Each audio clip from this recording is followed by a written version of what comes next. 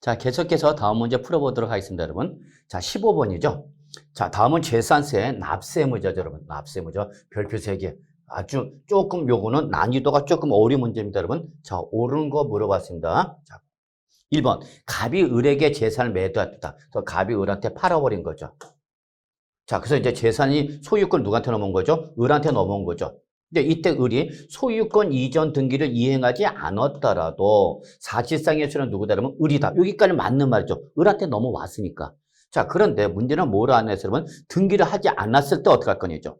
그러면 등기를 하지 않으면 이때는 공부상의 소유는 누가 그러면 갑이 언제까지 6월 15일까지 갑의 소유권 변동 신고 여부에 관계없이 재산세 납세는 을이다 그랬어. 맞아서 틀렸으면 틀렸죠. 왜냐면 등기를 했으면은 당연히 사실상의 소유는 을이 납세의무자가 되는 거고 등기를 했다 안 했다? 안 했죠. 그럼 등기를 안 하면 이때는 6월 15일까지 사실상의 소유자가 누구다라고 뭐 해야 되는 거죠? 그러면 신고를 해야 되는 거죠. 근데 여기는 뭐라 했으면 신고 여부에 관계없이 을이다라고 했네요. 근데 이때 신고를 하면은 누가 되는 거고 사실상 소유는 을이 되는 거지만 신고를 하지 않으면 그때는 누구죠, 여러분? 공보상 소유자 갑이 되는 거죠. 그러니까 결국은 신고 여부에 따라서 신고를 하면은 사실상 소유자 을이 되고 신고를 하지 않으면 공보상 소유자 갑이 되는 거죠. 그래서 여러분 1번은 맞는 말이야 틀린 말이야 여러분? 틀린 말이 되는 거 확인해 주시기 바라겠습니다. 자, 2번 갑시다. 상속이 개시됐습니다. 그럼 당연히 상속 등기가 됐으면은 이때는 상속인 각자가 납세의무자가 되는 거죠. 근데 등기를 했대 안 했대? 안 했대. 그러면 이때는 누가 주된 상속자가 6월 15일까지 사실상의 소유자가 누굽니다라고 뭐 하는 거죠? 신고를 해야 되는 거죠. 근데 이거는 신고여부에 관계없이 법정 상속인이 연대하여 재산세 납세를 진다. 맞아 틀려? 역시 틀렸죠. 신고를 했으면은 누가 되는 거고 여러분 이때는 사실상 소유자가 될 것이고 신고를 하지 않았다 그러면 그때는 누가 되는 거죠? 그때는 주된 상속자. 여기서 주된 상속자는 누구예요, 여러분? 그렇죠. 상속 지분이 가장 높은 사람. 그러니까 여러분 상속 개시가 되면 무조건 상속 지분 확보하는 게 제일 중요한 거예요, 여러분. 형제고 나발이고 있어 없어? 없어. 내가 몫이 제일 큰 게 중요한 거예요, 여러분. 아시겠죠? 그런데 이렇게 형제 간의 싸움할 경우를 대비해서 n분의 1로 나누는 거죠. 그러면 그 n분의 1로 나누니까 균등하겠죠? 같은 지분이면. 그 중에서는 나이가 가장 많은 사람이 납세의무자 되는 거죠. 그래서 결국은 2번도 틀린 말이 되는 거죠. 3번. 등기부에는 갑 개인명으로 했답니다. 근데 갑이 사실 누구 거다 여러분? 이거는 사실상은 종중 거다 여러분. 그러니까 등기부상에는 갑의 명으로 돼 있지만 이거 사실상 누구 거다 여러분? 종중 거다니죠. 그럼 이걸 과세관청이 알아 몰라? 모르죠. 그럼 그때는 누가? 갑이 공보상 소유자인 갑이 6월 15일까지 과세관청에 신고를 하면은 이때는 누가? 종중이 납세의무자가 될 것이고 신고를 안 하면 이때는 납세의무자가 누가 되는 거죠? 그러면 갑이 되는 거죠. 그렇기 때문에 신고하더라도 재산세 납세는 갑이도 아니죠. 신고를 하면 누가 된 거죠? 사실상 소유자 종중이 납세 의무자가 돼야 되는 거죠, 여러분. 그래서 3번도 맞아서 틀려서 틀렸죠.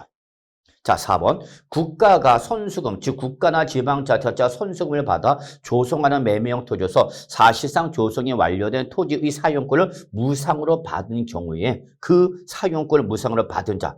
그러면 이때는 이 사용권을 무상으로 받은 자, 이 사람을 우리는 뭐로 보냐? 매수 계약자로 봐서 이 사람이 재산세를 내야 됩니다. 그래서 바로 4번은 옳은 말이 되겠습니다. 그러면 답이 되나요? 네. 5번. 주택법상 지역주택조합이라든지 또는 직장주택조합이 조합원이 납부한 금전으로 매수하여 소유하는 신탁재산이죠. 자, 이럴 때 재산세 납세는 위탁자인 조합원이라는데 맞아서 틀려서는 틀렸죠. 원래 신탁법상 신탁재산으로서 수탁자 명의로 되어 있으면 명의는 수탁자인데 이 사람은 사실상의 소유자가 아니라 그냥 재산 관리인에 불과한 거죠. 그렇기 때문에 이들은 사실상 소유자 누가 그러면 위탁자가 납세의무자 되는 거죠. 이게 원칙이야, 여러분. 그런데 그렇 신탁법상 신탁이라도 주택법상 지역주택이나 직장주택조합이 조합원이 납부한 금전을 매수하여 소유하는 신탁재산일 때는 이때는 위탁자인 조합원이 아니라 이때는 누가 그러면 수탁자인 누가 그러면 조합이 납세의무자가 됩니다. 조합원이냐 조합이냐가 달라지는 거죠, 여러분. 그래서 역시 5번도 틀린 말에서 정답이 되는 걸 확인할 수 있겠습니다. 그래서 15번은 몇 번 여러분? 답이 몇 번? 4번이 되는 걸 다시 한번 말씀드리고요. 자, 다음 문제 풀어보도록 하겠습니다. 자, 다음 문제는 16번인가요? 예. 자, 16번 풀어보죠. 자, 16번. 다음은 재산세 분리과세 대상 토지이다. 아닌가 물어봤죠. 여러분. 자, 분리과세 대상 토지 별표 3개죠. 네. 자, 재산세에서 토지는 여러분 우리 분리, 별도, 종합으로 구분하죠. 그래서 여러분 분리과세 토지는 보호 대상이 되거나 중과 대상이 되는 토지를 말하는 거고 여러분 별도는 사업용 토지를 말하는 거고요. 그 다음에 종합은 뭐죠 여러분? 비사업용 토지를 말합니다 라고 했었죠 여러분. 그래서 우리 별도는 사업용, 종합은 비사업용에서 별사, 종비 이런 식으로 기억하고 반면에 분리과세 대상 토지는 우대 대상일 때는 저율 0.07%대와 0.2%로 과세하는 거고 규제 대상일 때는 4% 고율로 과세하는 하는 거 알고 계시죠? 네. 1번 도시지역 안의 개발 제한 구역. 도시지역 안의 개발 제한 구역과 녹지지역의 소유자는 개인 소유 농지죠. 자, 이거는 농지죠. 개인의 소유는 농지죠. 그러면 농지는 당연히 농사를 지어야 되겠죠. 그래서 당연히 농지일 때는 과실이 이제 실제 영농에 사용하는 여러분 전답 과수를 말하는 거죠. 그래서 농지에 대한 정의 기억해 두시고요. 근데 문제는 이 농지가 지금 어디 있다는 게 문제죠, 여러분? 도시지역 안에 있는 거죠, 여러분. 그러면 생각해 봐, 여러분. 아니, 농지가 도시 지역 아니었대 여러분. 그럼 제 위치에 있는가 못 있는가? 못 있죠 여러분. 농지는 농어촌에 있어야 되잖아. 근데 국계법상 도시 지역 아니었대. 그러면 규제해야 되겠죠. 그런데 그나마 어디 안에 있으면 개농 안에 있으면 개발 제한 구역과 녹지 지역 안에 있으면 이때는 인정, 불인정, 인정이죠. 근데 개농을 제외한 뭐 주거지역, 상업지역에 농지가 있다. 그러면 이때는 전부 올라가죠 여러분. 종합으로 간다는 거 알고 계셔야 됩니다 여러분. 그래서 1번은 맞는 말이죠. 007에 적용되는 거죠. 네, 농지는 007죠. 그 다음에 두 번째, 산림의 보호 육성을 위해 필요한 임야죠, 여러분. 그래서 자연공원법에 의하여 지정된 공원 자연환경지구안에 임야죠, 여러분. 네, 그래서 농지, 목장용지, 임야타 뭐죠, 여러분? 007이죠. 다만 이때의 요 임야는 무슨 법에 따른 바로 공익적 성격을 띠는 임야에 한해서만 007을 간다는 거 알고 계셔야 됩니다. 자, 그러면 여기는 법인이나 단체지만 007에 적용되는 거죠. 특히 바로 한국농어촌공사, 또 뭐였죠, 여러분? 농어법인, 또 뭐였죠, 여러분? 바로 우리 비영리 사업자, 비영리 사업자라든지 또는 법인이나 법인의 매립이나 간추에서 취득했죠, 여러분? 네, 이런 경우는 예외적으로 소유하고 있는 농지 역시 007에 적용되는 거죠, 여러분. 자, 4번. 여객 자동차 운송 사업, 화물 자동차 운송 사업 또는 자동차 대여 사업. 다 여러분 여기 공통점 뭐죠? 사업이죠. 사업용 토지죠, 여러분. 그래서 이런 운송 사업자 등의 차고용 토지는 뭐죠, 여러분? 사업용 토지고 사업용 토지일 때는 어디로 가는 거죠, 여러분? 그렇죠. 그때는 별도로 가는 거죠, 여러분. 별도. 그래서 바로 4번이 틀린 말로서 요거는 바로 별도 합산 과세 대상이 되는 거다 알고 꼭 기억하셔야 됩니다, 여러분. 5번 취득세 중과 대상이 골프장이나 고급 오락장력 토지자면 무슨 재산이죠? 사치성 재산이죠. 그렇기 때문에 이때는 몇 프로죠? 4% 분리과세 토지가 되는 거죠, 여러분. 예. 그래서 여러분 우리 분리과세 토지는 007이 적용되는 거 농목임, 그다음에 0.2%가 적용되는 것으로 공장용지와 기타 공익사업용 토지, 그리고 4%짜리인 꼬로 요거 꼭 기억해 두셔야 됩니다. 예. 그래서 답은 몇 번 여러분? 예. 우리 4번이라는 걸 다시 한번 말씀드리고요. 다음 문제 풀어보도록 하겠습니다. 자, 17번이죠, 여러분. 자, 이 17번은 다음 중 토지분 재산세의 종합합산 과세 대상 토지 물어본 거죠. 역시 별표 3개짜리죠. 분리과세 잡으시고요. 그 다음에 종합합산 과세 잡으셔야 되죠. 아닌 거 물어봤네, 여러분. 자, 그럼 여러분 종합합산 과세 토지는 뭐죠, 여러분? 비사업용 토지라는 거 알고 계시죠? 네. 자, 이런 것이 아닌 거 뭐랬죠? 단 제시된 사항만 고려하라. 여기 나와 있는 것만 가지고 답을 찾아라 그 얘기입니다. 그러면 1번 목장용지, 공장용지, 영업용 건축물 부속 토지 중 자, 하여튼 뭐가 나오면 여러분 기준면적 초과분 나오면 무조건 올라가는 거죠, 여러분. 종합으로 가는 거죠. 꼭 기억해야 되죠. 하여튼 기준면적 따져서 초과분 나오면 뭐죠, 여러분? 비사업용 토지이기 때문에 종합으로 간다는 거 잊지 마시고요. 그 다음에 두 번째, 2번 건축물에서 허가 등이나 사용승인을 받지 아니하고 허가나 사용승인을 받지 아니하고 주거용으로 사용하는 면적이 전체 건축물 면적의 몇 프로? 50% 이상일 때에 그 주택의 부속 토지는 주택에서 제외하여 이 토지는 어디로 가는지 바로 종합으로 가는 거죠, 여러분. 요거 2번 2022년도에 개정된 내용이죠, 여러분. 꼭 기억해 두셔야 되겠습니다. 그 다음에 3번 지상 건축물이 없는 토지 뭐죠, 여러분? 나뒤지죠, 여러분. 예. 그 다음에 갈대밭 채석장 비행장 등 뭐 여러분? 잡종지. 이름도 들어온 뭐 여러분? 잡종지. 오빠랑 갈대밭 갔다가 채석장에서 날라온 돌 맞아갖고 비행장에 실려간 잡종지. 바로 뭐가 되는 거죠, 여러분? 종합으로 간다는 거 다 알고 계시죠, 여러분? 자, 4번. 건축물 시가 표준액이 해당 부서 토지 시가 표준액의 2%에 미달하는 거죠. 그러니까 이거는 상대적 나대지죠. 건축물이 있기는 있는데 그 가치가 토지 가치의 2%도 안 되는 거죠. 근데 어쨌거나 건축물이 있으니까 없으니까 있으니까 그 건축물 바닥 면적에 해당하는 토지는 얼른 가는 거고 여러분 요거는 별도로 가는 거죠. 그리고 요 바닥 면적을 말한 토지 제외한 토지가 바로 뭐죠 여러분? 종합으로 가는 거 여러분 꼭 기억해 두셔야죠. 근데 5번 스키장이나 골프장용 토지 중 원형이 보존되는 의미하죠 여러분. 이거는 여러분 스키장이나 골프장이라는 것을 영위하기 위해서 갖고 있는 의미가 되는 거죠 여러분. 그러니까 이거는 뭐죠 여러분? 바로 사업용 토지가 되니까 뭐죠? 별도죠. 그러니까 별도는 바로 요 5번은 종합합산 과세 대상 토지가 아니라 뭐다 여러분? 별도 합산 과세 대상 토지가 되는 거죠. 5번 답이 되는 걸 다시 한번 말씀드리고요. 꼭 정리해 주시기 바라겠습니다. 종합이요. 자, 그 다음에 우리 이제 18번 넘어가죠. 자, 18번. 지방세법상 재산세 과세표준 물어봤죠, 여러분? 자, 별표 3개. 역시 재산세에서는 여러분 과세 표준과 그 다음에 뭐죠, 여러분? 세율을 곱해서 뭐가 나오는 거죠, 여러분? 산출세액이 나오는 거죠? 요 재산세 과세 표준과 세율은 반드시 정리해 두셔야 됩니다, 여러분. 별표 3개. 옳은 거 물어봤네요.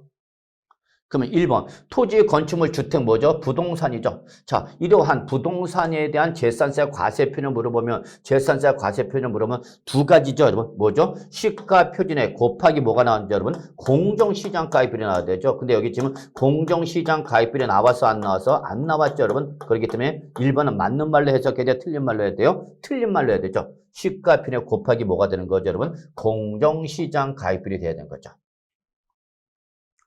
이때 부동산에 대한 재산세 과세표준 시가편에 곱하기 공정시장 가액 비율이 되는 건데 이때에 첫 번째 토지와 주택의 시가편이가 뭘 할 거냐는 얘기죠. 그러면 여러분 아시다시피 토지와 주택은 부동산 가격 공시에 관한 법률에 따라서 우리 매년 가액이 어떻게 되죠? 공시가 되는 거죠. 그럼 그 공시된 가액을 뭘로 하려면 시가편이라는 거죠. 이때 토지에 대해서 공시된 가격이 뭐고 여러분? 개별 공시지가죠. 그리고 주택에 대해서 공시된 가격이 뭐죠? 개별 주택 가격 또는 공동주택 가격이 되는 거죠. 이게 바로 시가편액으로 올라가라 그 얘기죠, 여러분.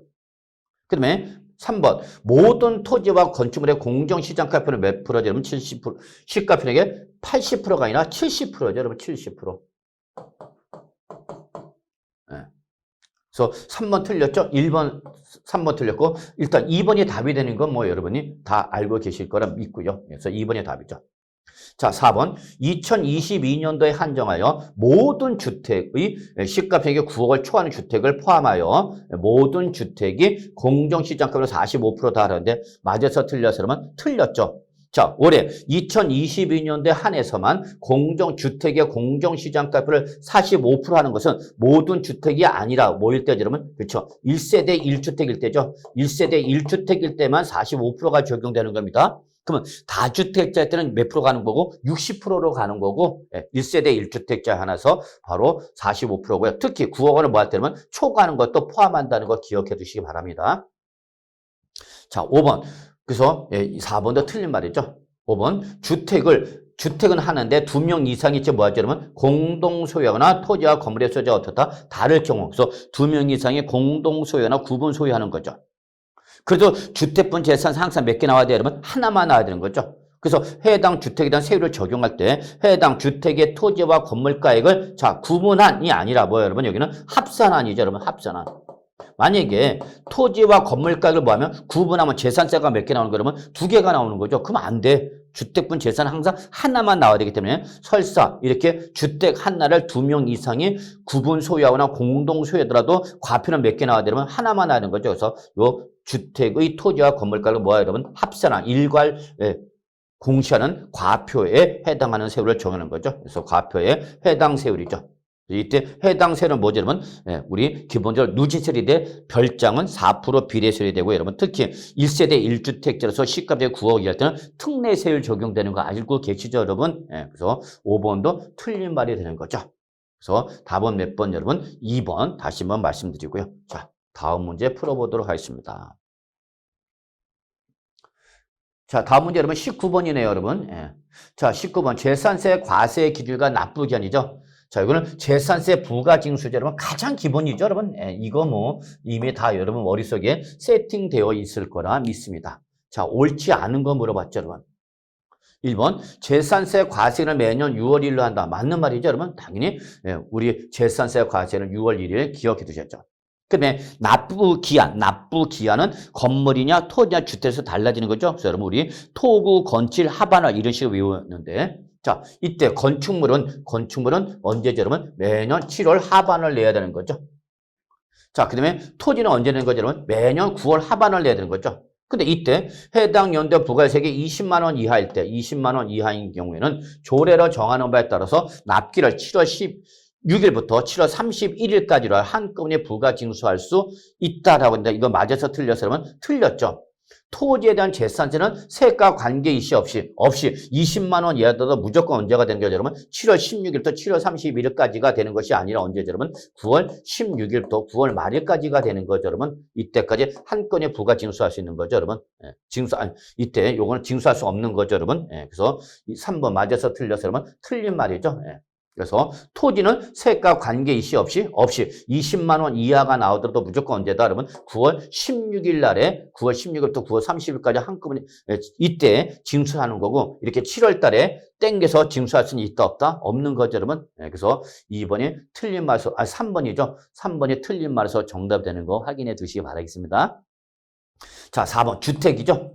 자, 주택의 납기. 그러면 항상 여러분 주택분 재산은 건물과 토지를 통합해서 일괄 과세합니다. 그렇죠? 그래서 주택분 재산세는 몇 개 나오냐 여러분? 하나. 이걸 한 번에 다 내면 좀 오히려 부담이 커지니까 역시 건물 따로 토지 따로 나눠서 여러분 해당 연도 부가세액의 반은 언제 내고 여러분 7월 하반월에 내는 거고 나머지 2분의 1은 언제 여러분 9월 하반월에 내면 되는 거죠 여러분. 그래서 4번 꼭 기억해 두셔야 되겠죠. 자, 5번. 지방자치단체장은 과세 대상이 누락이든지 또는 위법 또는 착오 등으로 인하여 부가세액을 변경하거나 수시 부과해야 할 사유가 발생하면 어떻게 하죠, 여러분? 수시로 부가 징수할 수 있다, 없다? 있다라는 거 알고 계시죠, 여러분? 그래서 19번은 몇 번, 여러분? 3번이 답이 되는 걸 다시 한번 말씀드리고요. 자, 다음 문제 풀어보도록 하겠습니다. 자, 다음 문제는 이제 20번인가요? 자, 20번 보죠. 자, 다음은 지방세법상 재산세에 관한 설명이다. 이 중 옳은 거 물어봤죠, 여러분? 자, 이거는 재산세 종합 문제가 되겠습니다, 여러분. 재산세 종합 문제 옳은 거. 자, 역시 시험에 잘 나오는 부분이죠, 여러분. 자, 1번. 시군구를 달리하여 여러 곳의 토지나 건축물 또는 주택이나 부동산을 소유하고 있다. 그죠, 여러분? 그러면 그때는 소유자의 주소지를 납세인지를 한다. 맞아, 틀려, 여러분? 틀렸죠? 무조건 우리 지방세는 어디죠, 여러분? 부동산 소재지가 되는 거죠. 부동산 소재지가 되는 거지. 절대 주소지가 나올 수가 없죠, 여러분? 그래서 1번은 틀린 말이죠. 자, 2번. 재산세 과세는 현재, 즉 6월 1일 이제 행정관청부터 철거 명령을 받았죠. 철거 명령을 받았거나 철거 보상 계획이 체결된 건축물이죠. 그럼 얘는 멸실 대상이 되는 거죠. 그럼 얘는 재산세 부과하지 않는 거죠.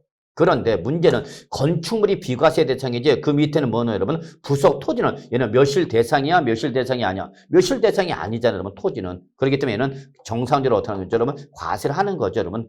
그렇기 때문에 부과하지 아니하서 틀린 말이 되는 거죠.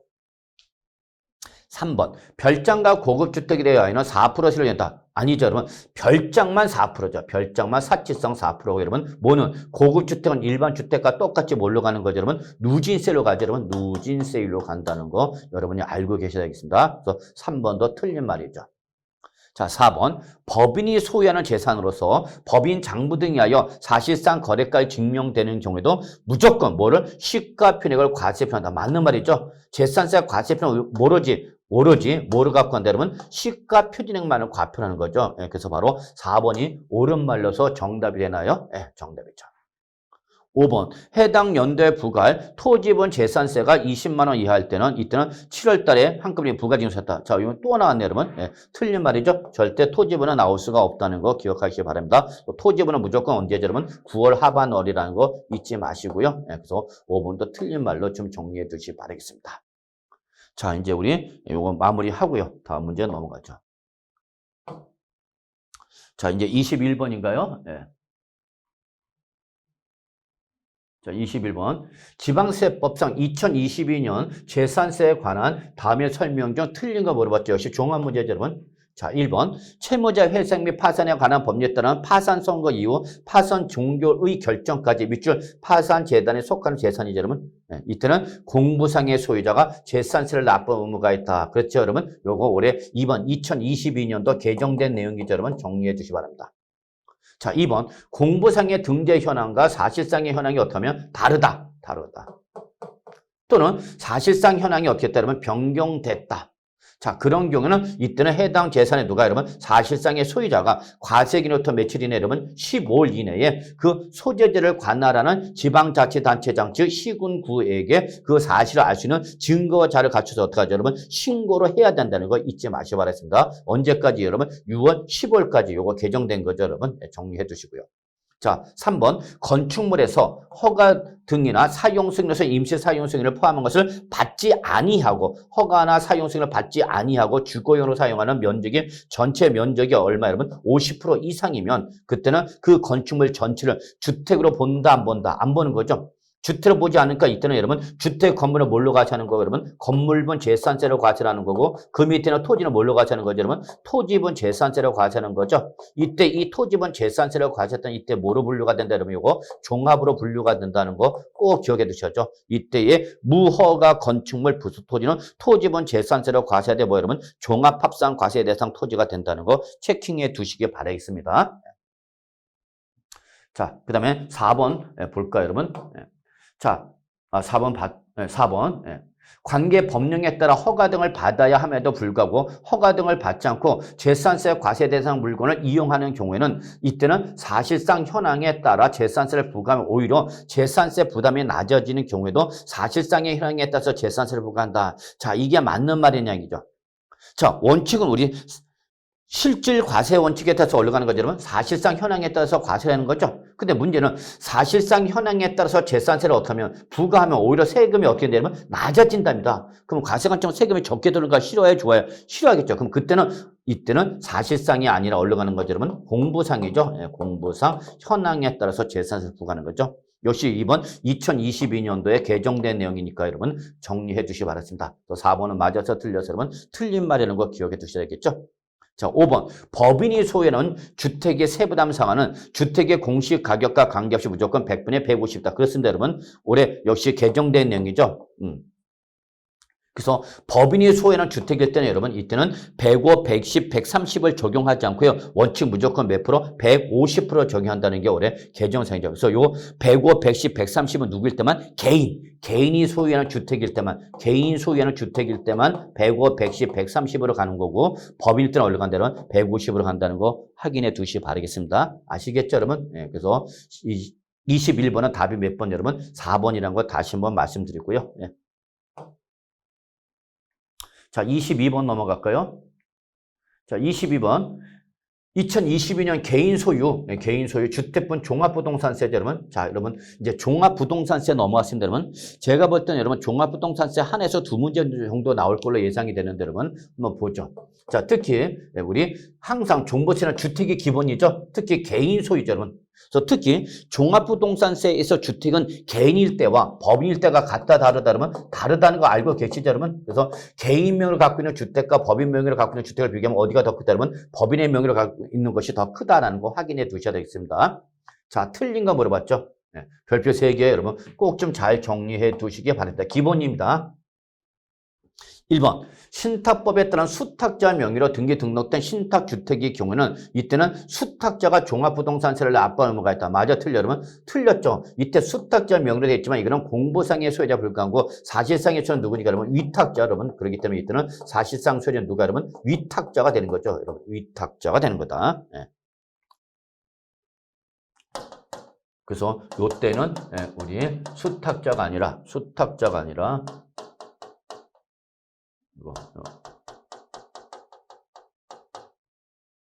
네, 어쨌거나 수탁자가 아니라 누가 되는 거죠, 여러분? 바로 이때는 위탁자가 되는 거 다시 한번 말씀드릴게요. 네. 이 경우 수탁자가 아니라 누가 여러분? 위탁자가 신탁주택을 소유한 걸 본다. 그리고 여러분 요거는 재산세도 똑같죠? 재산세도 동일. 예. 자, 그래서 1번이 틀린 말에서 정답이 되겠네요, 여러분. 그래서 신탁법상 신탁으로서 수탁자 명의로 등기 등록된 신탁주택일 때는 이때는 명의상 소유된 수탁자가 납세무자가 되는 것이 아니라 사실상의 소유인 누가 여러분 위탁자가 납세무자가 된다라는 거 정리해 주셨죠, 여러분? 네, 그래서 1번이 틀린 말에서 정답이 되고요. 자, 2번. 조정 대상적 내 1주택을 소유하는 거죠. 자, 1주택을 소유하면 이때는 조정 대상적 여부에 관계없이 여러분 1세대 1주택자 인정을 받을 수 있어 없어? 있죠, 여러분. 그러면 1세대 1주택자 특례 규정을 적용받을 수 있는 거죠. 자, 그럼 1세대 1주택자 특례 여러분 알고 계셔야 되겠죠? 첫째, 과세표준 금액을 계산할 때 얼마 빼는 거죠, 여러분? 11억을 빼죠. 그리고 1세대 1주택자 중에서 60세 이상이거나, 그죠, 여러분? 또는 5년 이상 보면 뭘 받을 수 있죠, 여러분? 세액 공제 받을 수 있다. 이게 바로 1세대 1주택 특례죠, 여러분? 자, 그걸 적용받을 수 있을 뿐만 아니라 어디 있어도 조정 대상적이 있어도 1주택일 때는 여러분 이런 특례를 적용받을 수 있을 뿐만 아니라 종합부동산 세율도 기본세율이죠, 여러분. 0.6%부터 3%까지 6단계 초과 누진세율을 적용한다. 맞는 말이죠, 여러분.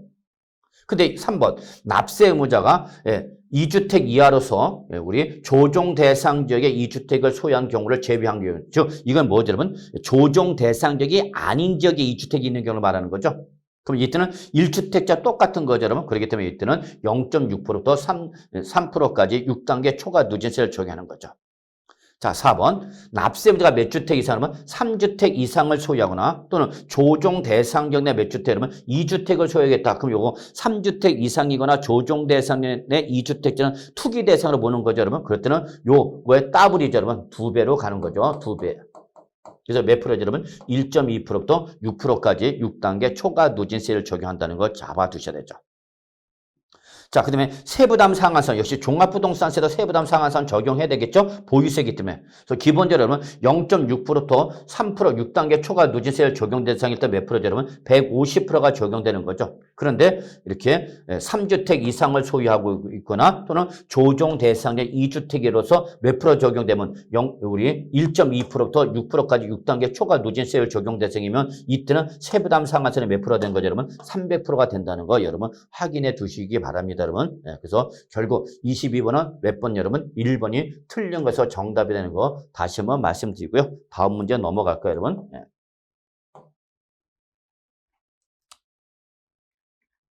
자, 이제 우리 23번인가요? 2022년 6월 1일 현재 소유자별 국내 주택의 공동주택가격 합격이 얼마랍니다, 여러분? 15억 원이랍니다, 여러분. 이때 1세대 1주택인 개인인 경우와 A, B, 1세대 2주택인 개인인 경우, 그리고 C, 법인이 소유한 경우로 구분했을 때에 각각의 종합부동산세 과세표준 금액을 물어봤죠, 여러분. 자, 요 과세표준 금액은 여러분 중요한 문제죠, 여러분. 별표 3개 꼭 잘 정리해 두시죠. 그러면 이때에, 자, 항상 종합부동산세 과세표준 뭐죠, 여러분? 공시가격 합격이죠, 여러분? 공시가격 합격에서 여러분 공제액을 빼는 거죠? 공제액을 빼고 여기다가 공정시장가액표를 곱하는 건데 여러분 이때에 이번 2022년도에 개정이 됐죠, 여러분? 개정이 돼서 주택의 종합부동산세 과세 계산할 때에 공정시장가액표를 몇 프로죠, 여러분? 몇 프로? 60%로 바뀌었죠, 여러분? 그래서 요거 확인해 두셔야 됩니다, 여러분. 공정시장가액표를 100%가 아니라 몇 프로로? 60%로 인하된 거 확인해 두셔야죠.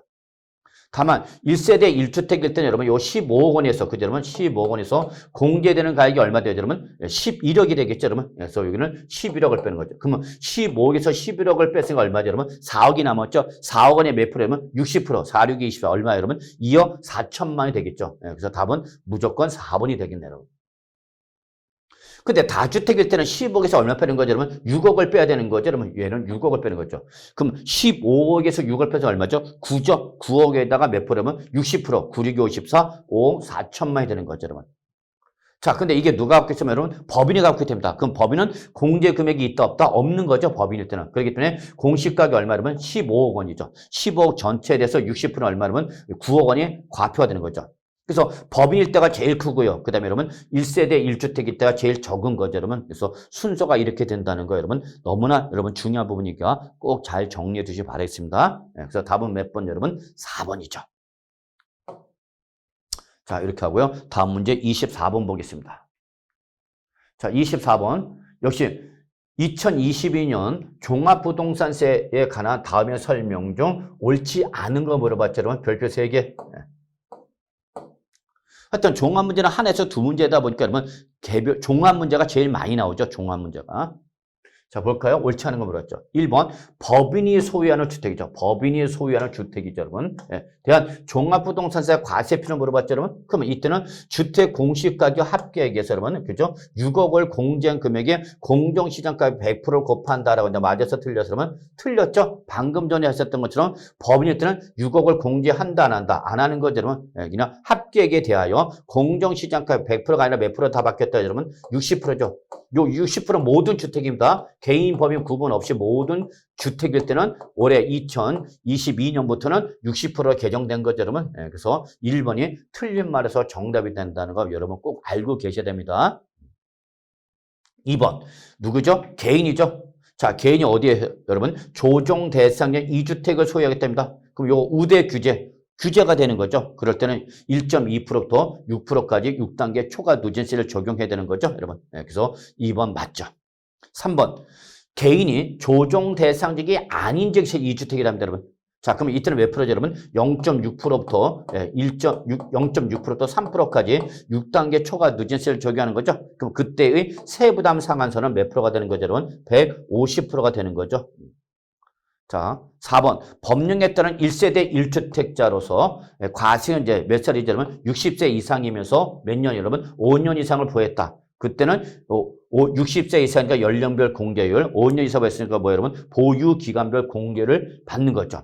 근데 이때에 이거는 중복공제 받을 수 있어 없어? 있죠, 여러분. 이때 중복공제는 몇 프로 범위에서 여러분 꼭 기억하셔야 됩니다. 몇 프로 범위에서? 80% 범위에서 중복공제 가능하다는 거 꼭 기억하셔야 됩니다, 여러분. 자, 5번. 종합부동산세 납부세액이 얼마냐면 250을 초과할 때는 그때는 그 세액의 일부를 뭐였죠, 여러분? 분납 납부인의 경과납부 몇 년이죠, 여러분? 6개월. 이게 바로 분납 기간이죠. 분납할 수 있다 없다? 있는 거죠, 여러분. 네. 여러분 이거 너무나 중요하네요. 다시 한번 좀 잘 정리해 주시기 바라면서 답은 몇 번? 1번이라는 거 다시 한번 말씀드리고요. 네. 다음 문제 풀어보도록 하겠습니다. 자, 25번이죠, 여러분. 자, 25번. 자, 소득세법상 거주자의 주택임대소득이죠. 여러분, 주택임대소득에 대한 비과세 및 총수익 금액에 관한 설명으로 옳은 거 물어봤는데, 여러분, 별표 3개짜리죠. 아주 중요하네요, 여러분. 물론 이 부동산 임대 사업소도 매년 시험에 출제가 되는 부분은 아니지만 그래도 언제든지 출제될 수 있는 부분이거든요. 그러니까 꼭 정리해 두셔야죠. 단, 주택은 상시 주거용으로 사업을 위한 주거용이 아니다, 여러분. 자, 보죠. 1번. 임대는 국내 소재 1주택, 국내 소재 1주택의 비과세 여부 판단 시 가액은 소득세법상 기준시가가 6억 원을 기준했다. 아니죠? 얼마죠, 여러분? 9억 원이죠? 꼭 기억해야 되죠. 그리고 이때 기준시가 9억 원은 어떤 날 기준이에요, 여러분? 그쵸. 과세기간 종료일이죠. 과세기간 종료일이가 언제, 여러분? 12월 31일 현재 기준시가로 9억을 초과할 때가 되는 거고요. 물론 당해년도 중에 임대하던 주택을 양도했다. 그때는 양도의 현재 시점. 그래서 과세기간 종료일 현재 또는 양도의 현재의 주택가 부수토지의 기준시가, 시가가 아니라 기준시가, 즉 공시된 가격인 개별주택가격 또는 공동주택가를 기준해서 얼마, 여러분? 9억 이하면 일반 주택, 9억을 뭐하면 초과하면 고가주택을 판다는 거죠. 그래서 1번은 맞아서 틀려서 틀렸죠. 6억 원이 아니라 얼마, 여러분? 9억 원이죠. 그럼 2번 소득세법상 기준시가가 5억 원이 국외 소재죠. 국외 소재 1주택을 임대했다. 그러면 국외주택일 때는 여러분, 국외주택일 때는 여러분 가액 관계없이 여러분 주택수 관계없이 무조건 뭐죠? 과세죠. 무조건 과세. 그래서 2번도 틀린 말이죠. 비과세가 아니라 무조건 과세죠. 자, 3번. 본인과 배우자가 각각 하나씩 주택을 소유하고 있답니다. 그러면 이때 주택수를 계산할 때는 어떻게 하죠? 합산하는 거죠. 합산하지 아니하고가 아니라 합산하여 주택수를 따지는 거죠. 그래서 1주택으로 판단한다. 그래서 합산하여 틀린 말이 되는 거. 합산하지 아니하고 틀린 말이죠. 자, 4번. 국내 소재 3주택을 소유한 자가 받은 주택 임대 보증금이나 전세금이 나온 금액이 얼마죠? 4억 원이랍니다. 그러면 이거 뭐죠, 여러분? 그 유명한 33이죠. 여기서 33은 뭐를 말하냐면, 여러분, 3주택 이상을 소유하면서 받은 보증금액이 3억 원을 초과하는 경우를 말합니다. 그때는 주택이라더라도 그 보증금이나 전세금에 대해서 뭐예요, 여러분? 간주임대료. 법령에서 정한 산식으로 계산한 금액. 이게 바로 뭐죠, 여러분? 간주임대료죠, 여러분. 간주임대료. 를 과세한다. 총수금에 산입한다는 것은 여러분 뭐한다? 과세한다. 그 얘기가 되겠습니다. 그래서 4번 맞는 말인가요? 맞는 말이죠. 4번. 그럼 맞는 말이니까 답이 되나요, 여러분? 그래서 바로 답은 4번이 되겠습니다. 자, 아직 5번이 안 나왔네요. 그죠? 네, 5번 확인해 볼까요?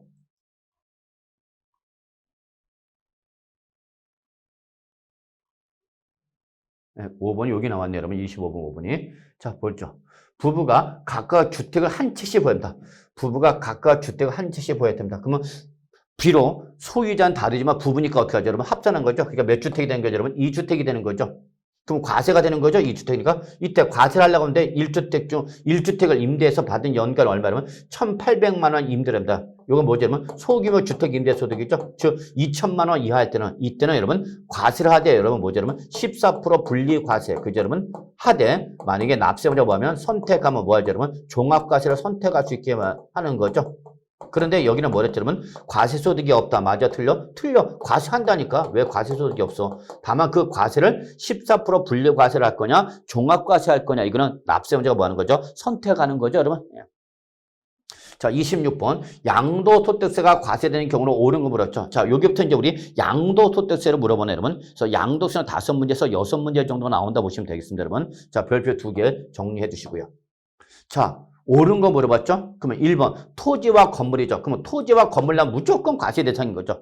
등기 여부, 허가 여부 관계 있어 없어? 없죠. 답은 1번이 되는 거죠. 뭐. 근데 부동산 임차권이 하면 반드시 뭐예요? 그러면 등기를 확인해야 되는 거죠. 근데 등기를 했어 안 했어? 안 했죠. 그럼 과세 대상이 아니야? 아닌 거죠. 여러분 반드시 부동산 임차권은 뭐 등기된 부동산 임차권만 과세 대상인 거죠. 여러분. 네. 자, 그 다음에 영업권 나왔죠, 여러분. 그럼 영업권 나오면 항상 뭐죠? 사업에 사용하는 부동산과 반드시 뭐죠, 여러분? 함께죠, 여러분. 근데 여기 뭐였어요, 여러분? 분리. 그러니까 맞아서 틀렸어? 틀렸죠. 반드시 부동산 양도하면서 영업권을 받았을 때만 양도소득세 과세 대상이 되는 것이고 이걸 부동산과 뭐하여? 분리하여 양도한 영업권은 과세 대상이다 아니다? 아닌 거죠, 여러분. 자, 4번. 국민주택채권 또는 토지개발채권. 요거는 여러분 채권이는 일반 채권이죠. 지금 금전으로 상하는 채권이기 때문에 얘는 양도소득세 과세 대상이 될 수가 없죠. 그럼 여러분 우리 양도소득세 과세 대상이 되는 채권은 뭐죠? 그렇죠. 토지 상한 채권 또는 뭐죠? 주택 상한 사채. 즉 이거는 토지나 주택으로 만기가 됐을 때 상한한 현물 상한 채권이죠. 그렇기 때문에 양도세 과세가 되는 거죠. 자, 역시 그 다음에 여러분 이주권이죠. 이주권 나오면 반드시 뭐 여러분 부동산과 함께 양도해야 되는 거죠, 여러분. 예. 그런데 이렇게 부동산과 함께 양도한 이주권이라 하더라도 그 해당 이주권의 가액을 감정평가업자가 감정한 가액으로 구분하여 신고했다. 구분해서 신고했다라고 하면 그때는 양도세 과세 대상이 아니라 이때는 어디로 가죠, 여러분? 종합소득세인 사업소득으로 과세가 되는 거죠, 여러분. 예. 그래서 여러분 26번 틀렸다는 거 확인해 두시고요. 자, 다음. 그래서 답은 몇 번이죠, 여러분? 1번 다시 한번 말씀드리고 여러분 다음 문제 풀어보도록 하겠습니다. 자, 27번이죠. 27번. 자, 다음 중 소득세법상 양도로 보는 거죠, 여러분. 양도로 보는 것은 단 거주자의 국내 자산을 가정한다. 그래서 비거주자 논하지 말고 국외 부동산 논하지 말라 그 얘기죠. 자, 그래서 양도로 보는 경우 여러분 별표 3개. 즉 양도소득세가 과세되는 경우를 물어본 거죠. 1번 도시개발법이나 그 밖의 법률에 따른 자 여기 환기처분으로 지목이나 지번이 변경됐다.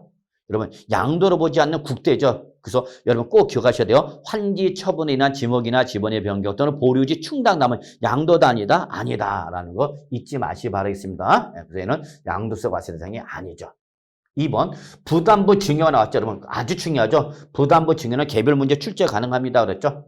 자, 이때 왼수란 말이 없으면 뭘로 대답하시면 여러분 원칙이죠. 원칙일 때는 뭐와? 채무에게 해당하는 부분과 나머지 부분 이렇게 두 가지로 구분하는 거죠. 그래서 채무에 해당하는 부분은 뭐가 여러분? 유상으로 보는 거고 여러분. 그죠? 요걸 뭐한 부분은 제외한 부분은 뭐죠? 여러분? 무상으로 증여로 보는 거죠. 그렇기 때문에 여기 지금 제외한 부분은 유상이 아니라 무상이기 때문에 역시 양도소득세 과세 대상이 아니라 증여세 과세 대상이 되는 거죠. 다만 채무에게 해당하는 부분만 양도소득세 과세 대상이 되는 거고 요거를 뭐한 부분은 제외한 부분은 뭘로 과세한다? 증여세로 과세하는 거죠. 예, 그렇기 때문에 예, 과세 대상이 아니죠. 3번 소득세법 시행령 151조 제1항에 따른 자 밑줄 양도담보계약을 체결이죠, 여러분. 그럼 여기 양도담보계약의 체결에 따라서 소유권 이전, 이거는 담보 제공에 따른 사실상 이전이 아니라 형식상 이전인 거죠. 자, 그렇기 때문에 이때는 양도 담보 계약 체결에 따른 소유권 이전은 양도세 과세 대상이다 아니다? 아닌 거죠. 그런데 문제는 채무, 상한일이 도래가 됐는데도 채무를 이행하지 못해서 어떻게 했다 그러면 변제 충당했다. 요 변제 충당, 그건 뭐죠, 여러분? 요거 대물 변제죠, 여러분. 그러면 대물변제는 전형적인 무슨 양도죠? 여러분 유상양도죠. 그렇기 때문에 이때는 양도소득세 과세해야 돼, 안 해야 돼? 해야 되는 거죠. 누구한테? 채무자한테. 요 변제에 충당한 채무자가 양도한 걸 봐서 양도소득세 과세해야 된다는 거 확인해 주시 바라겠습니다. 자, 4번. 매매 원인 무효에 소유하여 그 매매 사실의 원인 무효로 판시해서 자, 여러분 여기 소유권이 어떻게 됐다면 환원됐죠. 갔다가 되돌아왔죠. 왜? 환원 소유해서. 그러면 요 판결에서 환원된 거니까 자발적 환원, 강제적 환원, 강제적 환원이죠. 그러면 이때는 양도를 봐야 돼, 안 봐야 돼? 예, 안 보는 거죠, 여러분. 예. 자, 5번. 위탁자와 수탁자의 신인 관계에 기하여 여러분 여기 위탁자, 수탁자, 신인 관계에 기하여 민법에서 배웠던 뭐가 떠올라요, 여러분? 신탁이죠. 예, 그럴 때 이런 신탁은 사실상 이전, 형식상 이전, 형식상 이전. 그러니까 양도를 본다, 안 본다? 안 보는 거죠, 여러분. 예, 그래서 27번은 답이 몇 번, 여러분? 3번이 되는 걸 다시 한번 말씀드리고요. 예, 다음 문제 풀어보도록 하겠습니다. 자, 28번인가요? 자, 다음 중 양도소득세가 비과세는 1세대 1주택. 아, 중요하죠, 여러분. 이거 뭐. 1세대 1주택 언제든지 시험에 나오는 거죠, 여러분. 틀린 거 물어봤죠? 1번. 1세대 1주택에서 고가주택을 제외한 거죠. 그리고 이에 딸린 토지죠. 그래서 1세대 1주택과 이에 딸린 토지의 양도로 인하여 발생한 소득에서는 소득세 과세한다, 과세하지 않는다, 과세하지 않는다, 과세하지 않는다. 뭐예요, 여러분? 비과세라는 얘기죠. 맞는 말이죠. 이때 1세대라는 것은 바로 비과세라는 것은 1세대가 언제 양도된 국내 몇 주택? 1주택을 보유하고 있는 거죠. 그래서 해당 주택의 보유기간이 몇 년이죠, 여러분? 2년 이상인 것을 말하는 거죠. 네, 맞는 말이죠. 3번 양도 당시 조정 대상자는 주택의 경우죠, 여러분. 그때는 해당 주택의 보유기간 2년 이상은 물론이고 그 보유기간 중 몇 년 이상을 2년 이상을 뭐 해야 되죠, 여러분? 반드시 거주해야 되는 거죠. 반드시 2년 이상 거주해야 되는 거죠. 이때에 그 조정 대상자는 여러분 양도 시점이 아니라 언제 여러분? 취득 당시죠, 여러분. 취득 당시. 그래서 3번이 틀린 말이죠. 그래서 취득 당시에 조정 대상자에 있을 때는 2년 이상 보유는 물론이고 거주기간 2년이 어떻게 된다? 추가된다라는 거죠, 여러분. 아시겠죠? 그래서 3번이 왜 틀렸는지 아시겠죠? 양도 당시가 아니라 취득 당시라는 걸 꼭 기억해 두시기 바랍니다. 자, 4번. 양도 당시에 국내 한 개 주택을 보유하고 있으면 되는 거죠. 즉 1주택이냐 아니어서 양도 시점으로 기준하는 거죠. 따라서 2년의 보유기간 내내 다른 주택을 소유한 사실이 없애는 것은 아니다라는 거, 요건 판례에 나와 있는 내용이죠. 자, 5번. 2개 이상의 주택을 같은 날에 양도하였다. 오늘 날짜로 오전에 하나 팔고 오후에 파는 거죠. 그럼 그때는 해당 거주자가 뭐죠? 선택하는 순서죠. 거주자가 선택하는 순서에 따라서 주택을 양도한 걸 보다. 요걸 출제에 살짝 말을 바꿀 수 있어요. 어떻게 바꿀 수 있다 그러면 보유 기간이 가장 긴 순서 이렇게 물어볼 수 있습니다. 그래서 여러분 이거 확인해 주시고요. 그래서 28번은 답이 몇 번 여러분? 5번이 되는 걸 다시 한번 말씀드리고요. 자, 다음 문제 풀어보겠습니다. 자, 29번이죠. 자, 다음과 같은 1세대 1주택 비과세 요건을 갖춘 주택을 비과세 요건 충족했죠. 비과세 요건 충족했습니다. 그래서 주택인데 이거를 실질거래 15억 원에 양도했답니다. 이 경우 양도소득세가 비과세가 되는 면적, 과세 면적이 아니라 비과세 면적을 물어본 거죠. 얼마인가? 단 관련 법률에 따른 지금 어디 수도권의 도시지역 중 어디에 있다? 여러분 주거지역에 있답니다. 그러면서 주어진 조건에는 고려하지 않아. 자, 이거 지금 무슨 주택이죠, 여러분? 겸용주택이죠? 대지 면적은 800인데 건물 면적 250 중에서 주거용이 얼마고, 여러분? 200. 그 다음에 상업용이 얼마죠, 여러분? 50이죠, 여러분? 그럼 이때 여러분 하나 꼭 기억하셔야 되죠. 이렇게 한 해의 건물이 주거와 주거 외 용도로 복합돼서는 이때는 주거 면적과 상가 면적을 비교했죠. 그래서 주거 면적이 상가 면적을 뭐하면 초과하면 전체를 몰라야 되는 거죠, 여러분. 전체를 주택으로 봐야 되는 거죠. 전체를 주택으로 본다.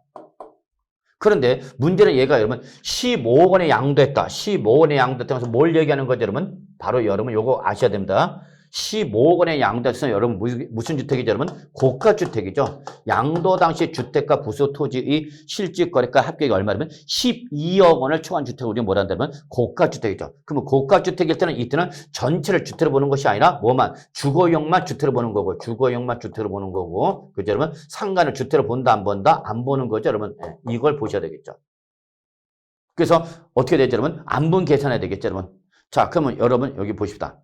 그러면 주거용으로 사용하는 면적이 200이고 상업용이 50. 그러면 뭐가 더 커도 주거용이 더 크더라도 무슨 주택이니까 고가주택일 때는 뭐만 주거용 요놈만 주택을 보는 거 요게 바로 뭐죠, 여러분? 비과세가 되는 거고 여러분. 요 상업용 건물 면적 50은 뭐가 되는 거죠? 여러분? 과세가 되는 면적이 되는 거죠.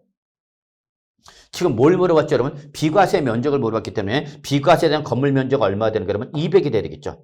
자, 그럼 200이 나온 것이 몇 번이에요, 여러분? 2번과 3번 둘 중에 하나가 되겠죠. 근데 하나는 대지는 640이고 하나는 대지가 600. 그러면 대지까지 따져야 되는 거죠. 그러면 이때에 여러분 우리 건물 200 중에서 200 그리고 50 여기서 이게 주거용이고 이거 상업용이죠. 그럼 이게 더 크더라도 우리는 이것만 주택을 본 거죠. 예. 그러면 이때 밑에 토지 면적 얼마죠, 여러분? 800 있죠. 그러면 우리 전체 얼마 중에서 250 중에서 200만 주택을 봤기 때문에 그 밑에 있는 뭐도 토지도 전체 건물 얼마 중에서 250 중에서 그죠, 여러분? 얼마만 200만 주택을 봤던 거죠. 그만큼 안 본 계산한 거죠. 그러면 여러분 이거 얼마죠? 여러분 250분의 200은 5분의 4인가요? 여러분 5분의 4? 그럼 몇 프로죠? 80%죠? 5분의 3은 80%. 그러니까 역시 800제곱미터 중에서 주택 부수 토지로 할당되는 거 얼마죠, 여러분? 640제곱미터. 이게 바로 뭐죠, 여러분? 주택 부수 토지가 되는 거죠. 이게 주택 부수 토지죠. 근데 항상 여러분 기억하셔야죠. 비과세를 받을 수 있는 주택 부수 토지는 무제한으로 받는 것이 아니라 주택 정착 면적에다가 배율을 곱하는 거죠. 그럼 지금 주택 정착 면적이 얼마죠, 여러분? 200이죠. 200인데 여기다 정하는 배율은 어디에 있죠, 여러분? 지금 수도권의 도시적이랬죠? 그럼 도시적이라도 수도권 안에 있을 때는 여러분 주상 공일 때는 몇 배고, 여러분? 3배. 녹지적일 때는 몇 배죠? 5배죠. 그래서 여기는 몇 배가 되는 거죠? 3배. 여기 그러면 200에다 3배를 곱하면 얼마, 여러분? 600. 요게 바로 뭐죠, 여러분? 비과세를 받을 수 있는 기준 면적이죠. 이 면적을 초과해서 비과세를 받을 수는 있다, 없다? 없다. 그래서 지금 주택 부수 토지 할당된 게 얼마인데? 640인데 이 중에서 비과세를 받을 수 있는 게 얼마이기 때문에 여러분 600제곱미터면 결국 둘 중에 적은 면적 요것만 뭐가 되는 거죠, 여러분? 600이 비과세가 되는 거죠. 600이 비과세. 그래서 600 비과세. 그래서 답은 몇 번, 여러분? 3번이 답이 되는 걸 확인할 수 있겠습니다. 그러면 전체 토지 면적 얼마 중에서 여러분 800 중에서 비과세 면적이 얼마로 확정돼서 600으로 확정됐기 때문에 과세가 되는 토지 면적 얼마죠, 여러분? 200이 바로 과세가 되는 토지 면적이 되는 거죠, 여러분. 아시겠죠, 여러분? 특히 여기 우리 배율이 올해부터 개정된 거고, 여러분. 그다음에 고가 겸용 주택일 때는 전체를 주택을 보는 것이 아니라 주거용만 주택을 보고 상간을 주택을 본다, 안 본다, 안 본다는 거 이거 다 개정된 내용이죠, 여러분. 잘 정리해 두시기 바라겠습니다. 결론 29번은 답은 3번. 그래서 여러분 이거 별표 3개 표시해 놓고요. 개정된 내용, 올해 새롭게 적용되는 규정 꼭 확인하시기 바라겠습니다. 자, 그 다음에 이제 우리 30번 보죠. 자, 30번. 다음은 소득세법 시행령 제155조 1세대 1주택의 특례에 관한 내용이다라고 됐죠, 여러분. 가로 안에 들어갈 법령상의 숫자죠. 이걸 순서대로 나열한 걸 옳게 나열한 걸 찾아보라 합니다, 여러분. 자, 여러분 여기 뭐 우리 지문 4개 나온다. 뭐 실전에서 한 3개 정도만 나올 겁니다. 이렇게. 그래서 조금 길게 나왔더라도 너무 겁먹지 마시고요. 실전에서 뭐 3개 정도 나올 거다라고 봅니다. 다만 이제 우리는 시험 대비로 하다 보니까 이것저것 물어보려다 보니까 조금 많이 나왔죠. 자, 옳은 거 물어봤죠. 어쨌거나. 자, 첫째, 조정 대상자의 1주택을 보유한 상태에서 그 주택을 양도하기 전에 다시 조정 대상자는 다른 주택을 신규 취득해서 일시적 몇 주택이 된 거죠, 여러분? 2주택이 됐죠, 여러분? 2주택. 그러면 이때는 이 종전 주택을 보유해서 1년 지난 다음에 다른 주택을 취득하고 그 다른 주택을 취득한 날부터 자, 여러분 여기 몇 년이에요, 여러분? 2년 이내죠, 여러분? 이게 개정됐죠?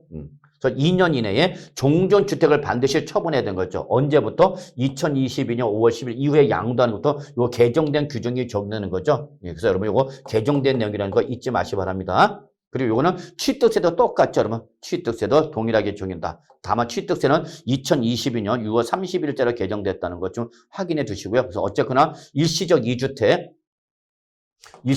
잘 보셔야 돼요, 여러분. 그래서 이거는 이제 우리 취득세, 양도세 동일하고 여러분. 그 다음에 이번에 2022년 9월 10월자로 개정돼서 종합부동산세도 일시적 2주택에는 1주택을 본다라는 거 개정된 거 꼭 좀 잘 정리해 주시기 바랍니다. 자, 여러분 우리 개정된 내용 좀 확인하고 싶으면 최근에 2022년에 개정된 내용 확인하고 싶으면 우리 네이버 밴드에서 여러분 제가 좀 다시 찾아뵙고자 합니다. 그래서 여러분 네이버 밴드에 우리 이재준 교수의 부동산 세법 이쪽에 오시면 여러분 좀 더 많은 문제와 개정된 내용을 좀 확인할 수 있으니까요. 한번 좀 네이버 밴드 좀 우리 예, 확인 좀 해 주실 것을 부탁드리고요. 예, 그래서 요거 개정된 거 꼭 좀 잘 정리해 주시기 바라겠습니다. 그래서 첫 번째는 맞는 말이, 첫 번째는 몇 년, 여러분? 2년이 나와야 되는 거죠? 2년. 자, 그래서 2년이 나온 것이 우리 보면은, 잠깐, 우리 몇 번이죠, 여러분? 3번인가요? 3번만 있나요? 3번. 여기에 답이 되나, 그러면? 일단 뭐 확인해 보죠. 그래서 일단 여러분, 요거 몇 년, 여러분? 2년 정리하고요.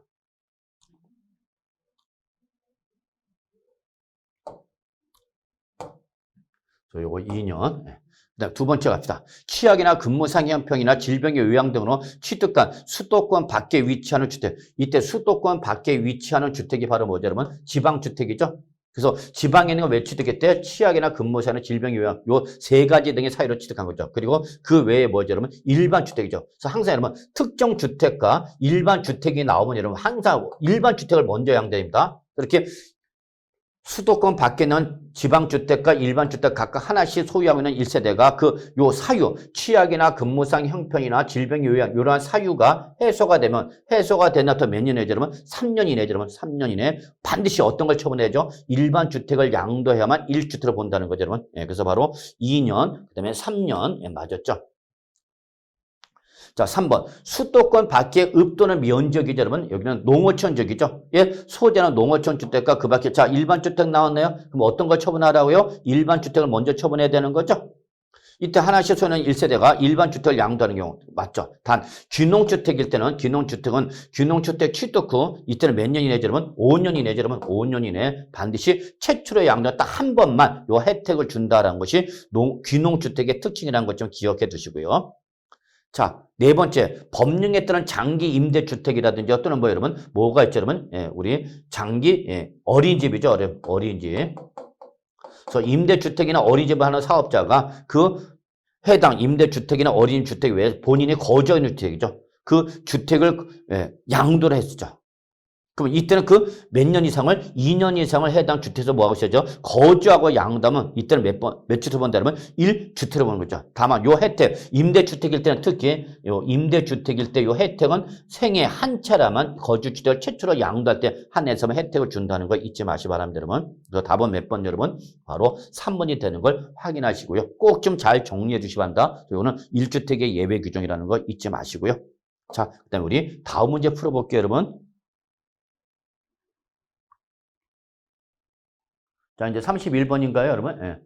30번. 다음 자료에요. 양도소득세가 과세되는 양도책을 물어봤죠, 여러분? 얼마인가 물어봤죠. 다만, 다음 제시된 사항만 고려하시오라고 했습니다. 그러면, 어쨌거나 양도책을 물어봤으니까, 양도책은 뭐예요, 여러분? 양도가액에서, 여러분 뭐죠, 여러분? 취득가액 또는 기타 필요경비를 빼는 거죠. 그래서 기타 필요경비를 빼서 뭐가 나오는 거죠, 여러분? 양도차익이 나오는 거죠.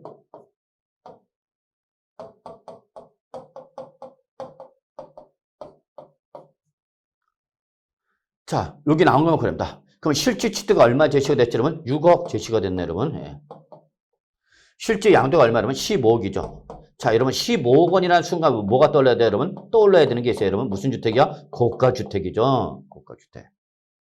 그리고 취득일이 여러분 2015년 2월 5일 날 취득해서 여러분 2022년 3월 20일 날에 양도됩니다. 그럼 보유기간 몇 년이죠, 여러분? 약 뭐 7년 정도 되나, 여러분? 약 7년 정도 보유한 거죠.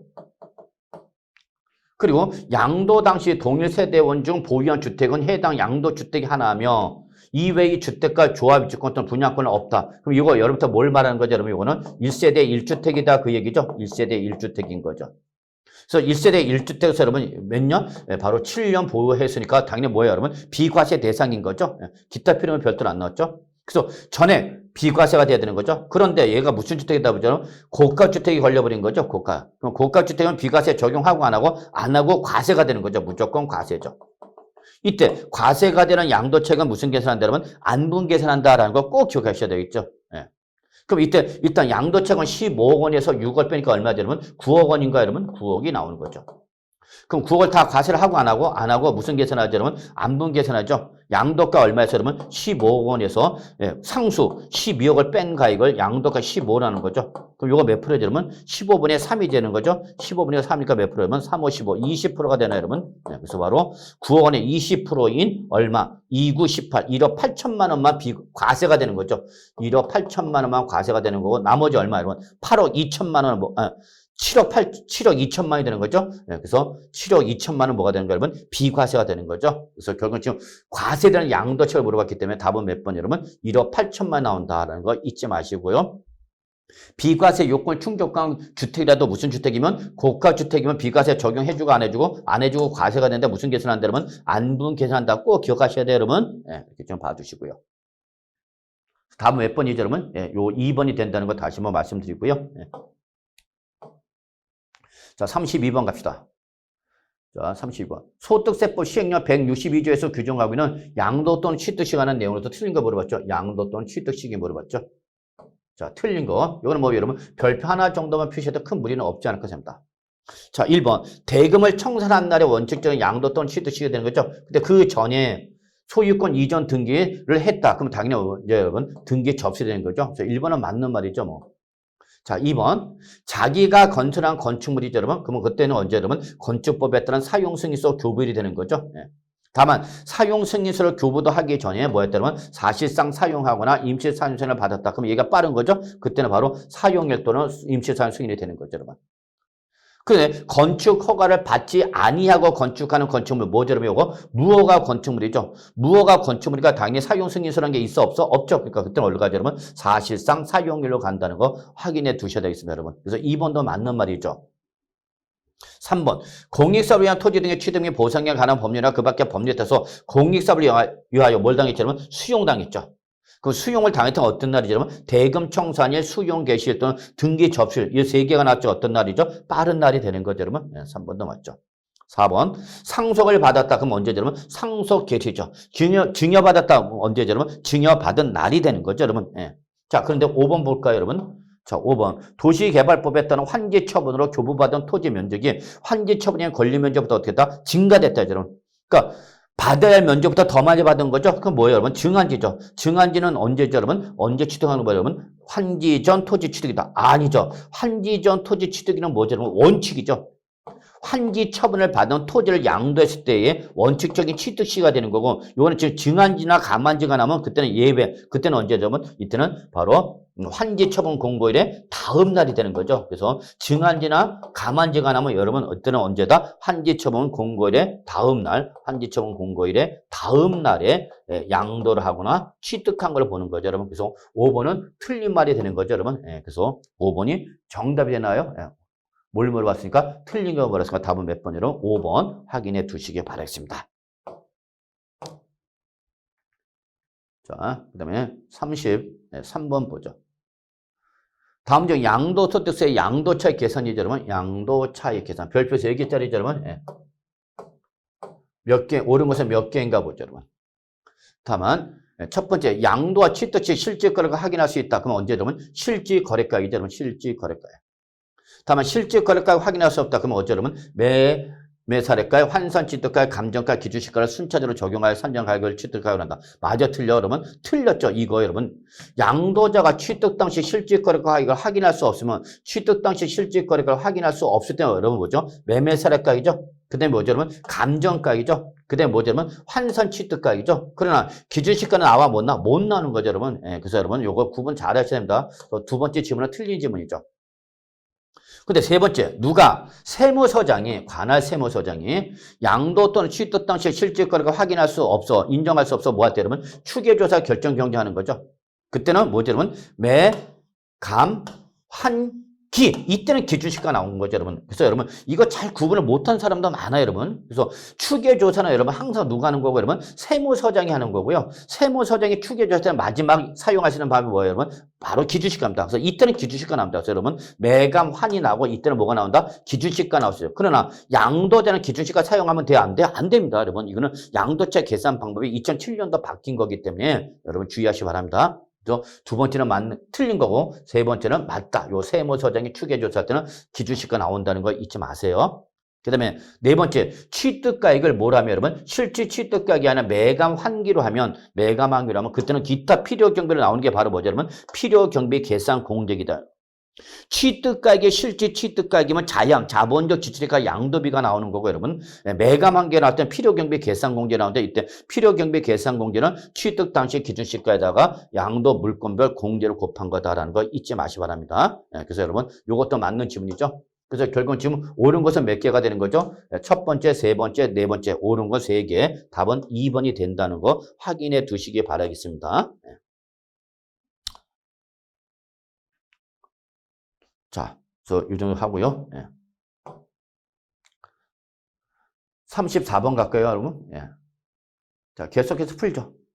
34번. 실질 거래 방식에 한 양도 차익이죠, 여러분. 이때에 취득가액에 포함되는 거 물어봤죠, 여러분. 별표 3개. 역시 여러분 꼭 좀 정리해 주시죠. 근데 여러분이 절대 놓치면 안 되는 것이 실질 거래가로 양도차를 계산한다고 해서 반드시 뭐가 되는 거죠, 여러분? 증빙서류가 있어야 된다는 걸 꼭 기억해 두셔야 돼요, 여러분. 증빙서류가 있어야 된다. 자, 이때 현재 가치 할인 차감이라든지 여러분 또는 부가가치세법에 따라서 우리 면세 전형이나 폐업시 잔조에 따라서 납부할 부가가치세 이거는 당연히 취득가액이 어떻게 하는지 여러분 포함하는 거죠, 여러분. 그래서 답은 1번이 되네요, 여러분. 그런데 2번 지적 재조사에 관한 특별법 18조는 경계 확정으로 지적공무사 면적이 어떻게 됐죠? 여러분? 증가됐죠. 그 면적이 증가됐으니까 이때는 그 증가된 면적에서 조정금을 내야 되겠죠. 이때 내는 조정금이라든지 여러분 또는 소득세법상 부당행위상 부인에 의한 시가총액은 여러분 좋은 놈 나쁜 놈 그러니까 얘는 취득가액에 포함한다 제외한다 여러분. 얘들은 다 제외하는 것들이죠, 여러분. 제외. 자, 3번. 당초 약정했다는 거래가액 지급기연으로 인하여 추가로 발생하는 이자상대. 지급기일 지연으로 인하여 추가로 발생하는 이자상대. 이거 바로 뭐죠, 여러분? 연체료죠, 여러분. 연체료. 그렇기 때문에 당연히 제외되는 거죠. 자, 4번. 양도자산 보유 기간 중 현재 가치 할인 차감 상각액이나 여러분 감가상각비가 나오면 이거 필요경비로 인정이 되는 건데 문제는 여기 각 연도 이 사업소득 금액은 뭐죠, 여러분? 종합소득세를 말하는 거죠. 그래서 양도소득세가 아닌 종합소득세를 계산할 때에 필요경비로 산입할 예정이다. 그럼 이중공제가 되니까 이때는 취득가에서 어떻게 하는지 빼내야 되죠. 그래서 얘들은 취득가액에서 빼내는 겁니다. 빼내야 된다. 공제해야 되는 겁니다. 그래서 역시 제외되는 거죠. 자, 5번. 취득에 관한 쟁송이죠. 취득할 때 소송이 발생했죠. 근데 그 소유권 등을 확보하기 위하여 직접 소유된 소송으로 소송비나 화해병이 있다. 그럼 여기까지 당연히 실제 취득하게 되는 거죠. 근데 만약에 그 지출한 연도 이 사도금액 계산이 있다. 그러면 이건 필요금에 산입했다. 그러면 이때는 여러분 어떻게 하는 거죠, 여러분? 역시 이중공제가 되니까 이때는 필요금으로 공제받을 수 있어, 없어? 없죠, 여러분? 그래서 여러분 요거 4번, 5번 다 이중공제는 받을 수 있다, 없다? 없다는 거 잊지 마시기 바라겠습니다. 그래서 답은 몇 번이죠? 1번이 되는 걸 좀 확인해 두시고요. 자, 그 다음에 이제 우리 35번 문제 풀어보겠습니다. 자, 소득세법상 2022년 양도소득 금액이 있어 여러분 우리 뭐 물어봤죠, 여러분? 장기 보유특별 공제 물어봤죠, 여러분? 옳은 거 물어봤네요, 여러분. 별표 3개 정리해 두셨죠. 자, 첫 번째 3년 이상 보유한 등기된 부ton 이게 가장 기본적인 장기 보유특별 공제 대상인 거죠. 근데 그렇다더라도 누진세에다가 20%포인트 또는 30% 할증 과세가 되는 조정 대상전에 2주택 이상에 해당할 때는 이때는 장기보 특별공제 받을 수 있어 없어? 없는 거죠, 여러분. 없다죠, 여러분. 그래서 요 누진세에다가 20% 또는 30%포인트가 할증 과세가 되는 조정 대상의 다주택자일 때는 이때는 장기보 특별공제도 적용받는다 못 받는다? 못 받는다는 거 잊지 마시기 바라겠습니다. 자, 이번엔 조합원 입주권을 양도하는 거죠. 조합원 입주권을 양도해도 장기보유 특별공제 받을 수가 있습니다. 다만 조합원으로서 취득한 것은 여러분 요 장기보유 특별공제 대상에서 어떻게 하는 거죠, 여러분? 제외된 거죠. 그래서 조합원인데 여기서 지금 조합원으로서는 뭐를 말하는 거예요, 여러분? 이거는 원조합원이 되는 거죠. 원조합원은 장기보유 특별공제 받을 수가 있는 거죠, 여러분. 다만 여기서 지금 조합원으로부터가 되는 거죠. 그래서 여기 조합원으로부터 장기 보유 특별 공제 대상에서 제외되는 것은 여러분 으로서가 아니라 조합원으로부터 취득한 것은 제외되는 거죠. 그러면 으로서 취득한 것은 뭘 말하는 거예요, 여러분? 원조합원을 말하는 거고요. 조합원으로부터 취득한 조합 입주권은 뭐죠, 여러분? 승계 조합원을 말하는 거죠, 여러분. 그래서 결론은 원조합원이 양도하면 장기보유 특별공제를 받을 수가 있습니다만 승계조합원이 양도할 때는 장기보유 특별공제 받을 수 있다 없다? 없다는 거죠, 여러분.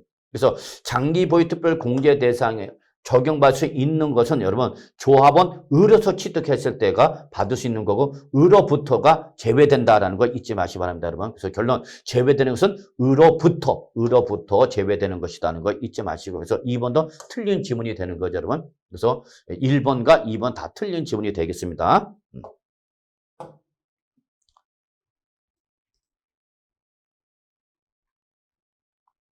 자, 이제 우리 3번, 4번, 5번 봅시다. 자, 3번 장기 보유특별 공제 금액이죠. 이때는 양도가액에다가 보유기간별 공제율을 곱한 금액을 하는데 여러분 여기서 틀렸죠. 양도가액이 아니라 여러분 항상 장기 보유특별 공제는 여러분 양도차익을 기준하는 겁니다. 여러분 양도차익을 기준한다는 거 잊지 마세요. 양도차익을 기준하는 거다. 그리고 이를 양도소득금에서 차감하는 것이 아니라 어디서 차감하죠, 여러분? 양도차익에서 차감하는 거죠, 여러분. 네, 그래서 잊지 마시고요. 자, 4번. 3년 이상 보유한 9개 부동산에 대해서는 장기보유특별 공제 안 해주는 거죠, 여러분. 예. 자, 그 다음 5번. 조합원 입주권의 보유기간 나왔죠, 여러분. 얘는 관리처분계획 인가일부터 관리처분계획 인가부터 조합원 입주권의 양도일까지로 한다라는 거 잊지 마시고. 이거 틀렸죠, 여러분. 이 조합원 입주권은 여러분, 즉 원조합원이 양도할 때는 장기보유특별 공제, 원조합원이 양도를 할 때는 장기보유특별 공제를 받는데 얘는 관리처분 계획 인가전 양도처를 한정합니다. 그래서 얘는 기존 주택을 취득한 날부터 언제까지 여러분? 이거는 바로 관리처분 계획 인가일까지 또는 사업시행 계획 인가일까지로만 합니다, 여러분. 관리처분 계획 인가일까지로 하는 거기 때문에 여러분 5번도 틀린 말이죠. 그래서 지금 현재 우리 3, 4, 5번 다 틀려서 여기는 지금 본 문제는 조금 문제를 만드는 과정에서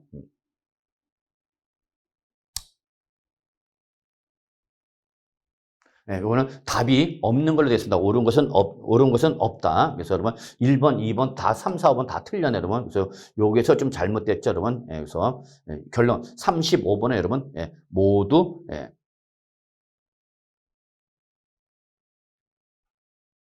틀린 걸로 틀린 걸 해주시 바랬습니다, 여러분. 그래서 여기는 답 없음.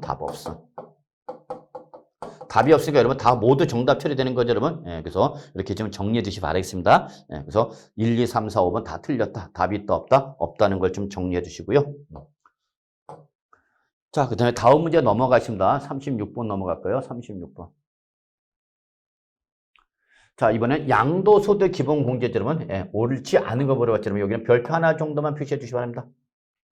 모두 묶은 거 쳐야 됩니다.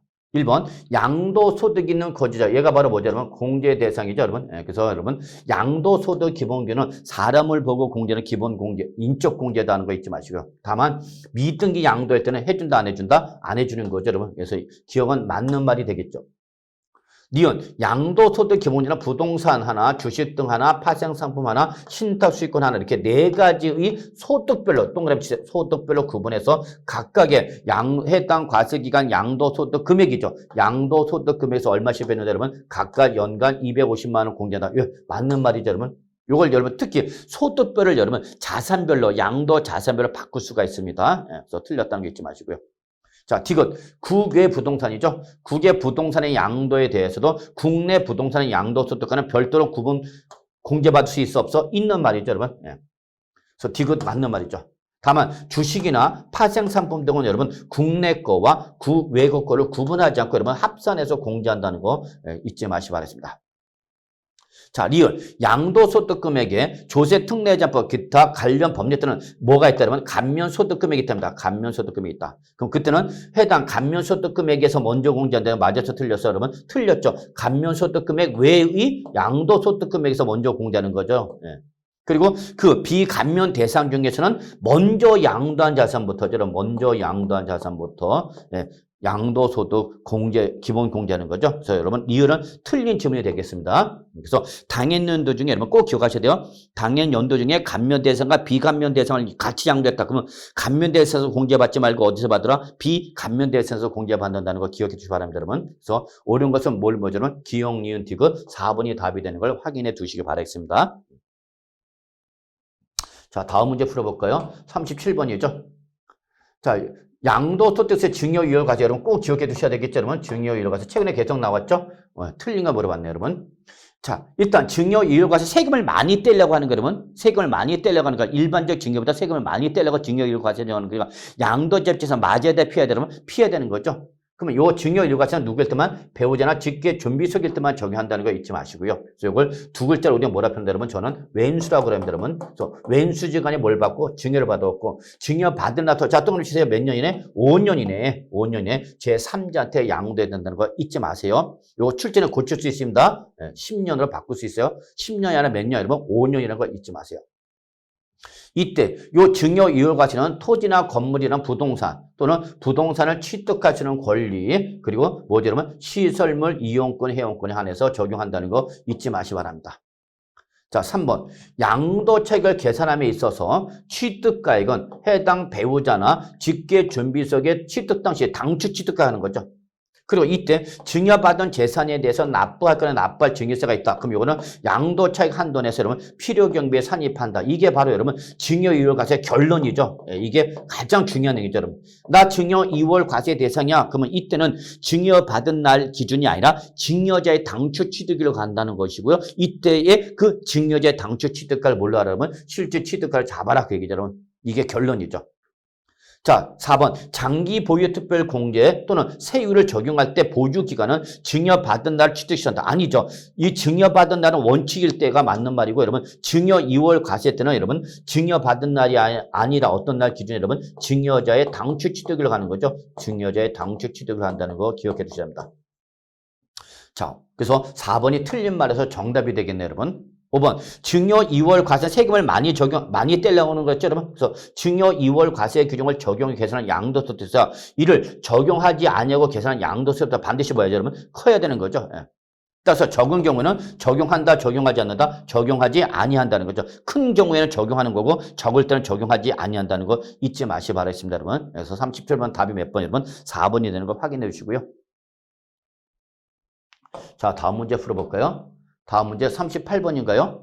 자, 소득세법상 거주자가 국내에 있는 자산을 양도한 경우는 양도소득 과세표 적용되는 세율을 물어봤죠. 여러분 별표 3개죠. 양도소득세를 여러분 꼭 정리해 두셔야죠. 틀린 거 물어봤죠. 단 2022년 6월 1일 이후에 모두 양도를 하였으며 주어진 조건을 고려하지 말합니다. 자, 일단은 보유기간이 1년 미만인 조합원 입주권 주택이 나왔다. 그러면 이때는 뭐죠, 여러분? 1년 미만은 70% 맞는 말이죠. 그러나 1년 이상 2년 미만 주택이라서 주택과 조합 입주권을 같이 다닙니다, 여러분. 예. 이때는 몇 프로죠, 여러분? 60%죠. 근데 2021년 1월 이후에 취득하여 2년, 보유기간은 2년인 분양권이죠, 여러분. 자, 분양권은 반드시 2021년 1월 이후에 취득한 것만 지합니다.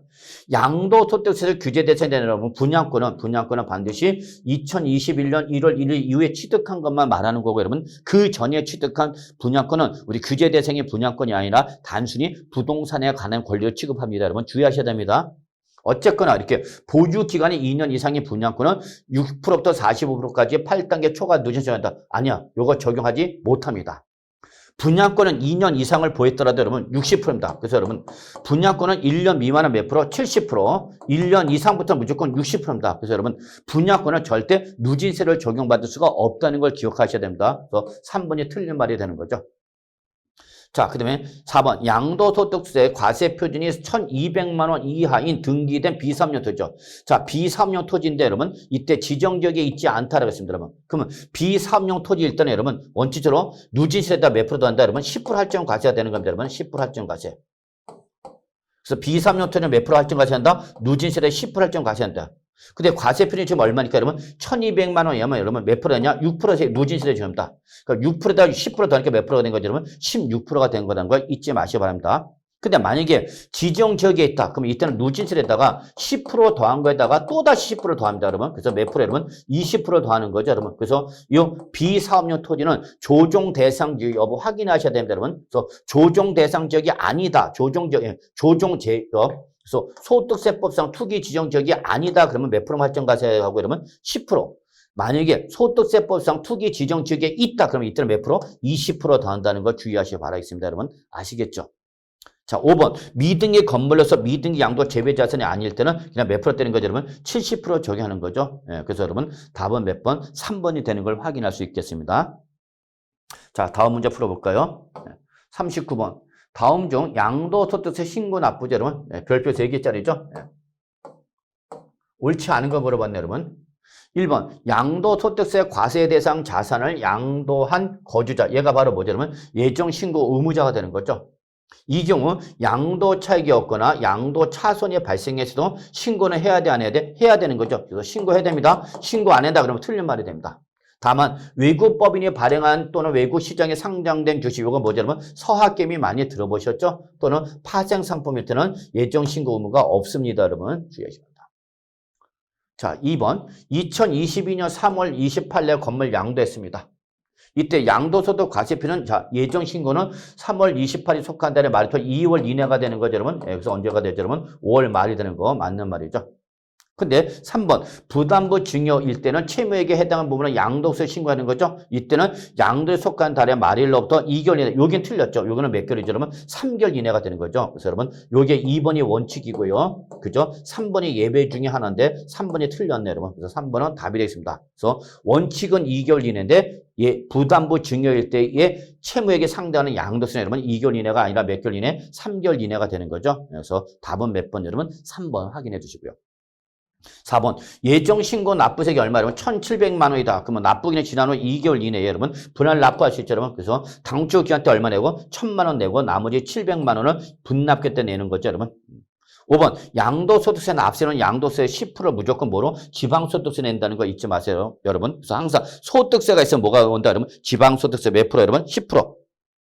다만 이때 지방소득세는 부가세가 아니라 독립세다는 거 좀 주의해 주시고요. 자, 그래서 39번은 답이 몇 번 여러분? 3번이 된다는 거 다시 한번 말씀드리고요. 자, 마지막 40번 풀어보겠습니다. 자, 40번. 부동산을 양도할 때마다 예정 신고를 했답니다. 양도할 때마다 예정 신고를 한다는 여러분 원칙적으로 확정 신고 안 해도 되는 거죠, 여러분. 그런데 요 다음의 경우에 해당한다면 반드시 예정 신고를 했더라도 확정 신고를 해야 한다. 옳은 것을 묶은 것을 물어봤죠, 여러분. 즉 양도할 때마다 예정 신고를 하였더라도 확정 신고를 해야 되는 걸 물어봤죠. 그러면 기억 당연히 자 누진세율 적용 자산이죠, 여러분. 그럼 항상 얘는 뭐예요, 여러분? 합산해야 되는 거죠. 그래서 누진세율 적용 자산에 대한 예정 신고를 2회 이상 했어요. 근데 이때 이미 신고한 양도소득 금액과 합산했는데 합산했대 안 했대? 안 했대. 합산 신고를 안 했기 때문에 이때는 양도세가 달라지겠죠, 여러분? 그럼 이때는 신고를 해야 되는 거죠. 이혼, 부동산 등을 2번 이상 양도했죠, 여러분. 근데 이때는 당연연도 중에 감면 대상과 비감면 대상이 있다. 그러면 이때는 비감면 대상에서 공제받는 거죠. 감면 대상 공제받지 못하죠. 그래서 감면 소득금액 있으면 여기서 공제받지 말고 어디에서 받으라? 비감면 대상에서 받는 거죠. 그래서 감면 소득금액 있을 때 양도소득 기본자가 어떻게 죠? 달라지겠죠. 그래서 당초 신고한 금액이 달라지면 당연히 뭐 해야 되냐면 확정 신고해야 돼 안 해야 돼? 해야 되는 거죠. 지금 부동산을 2번 이상 양도했습니다, 여러분. 그러면 그때는 무조건 일단 해당 양도한 물건의 과세기간 동안 1년 동안의 과세표는 합계액에 대해서 무조건 누진세를 적용하여 계산한 양도소득 산출 요거 하나를 끄집어냅니다.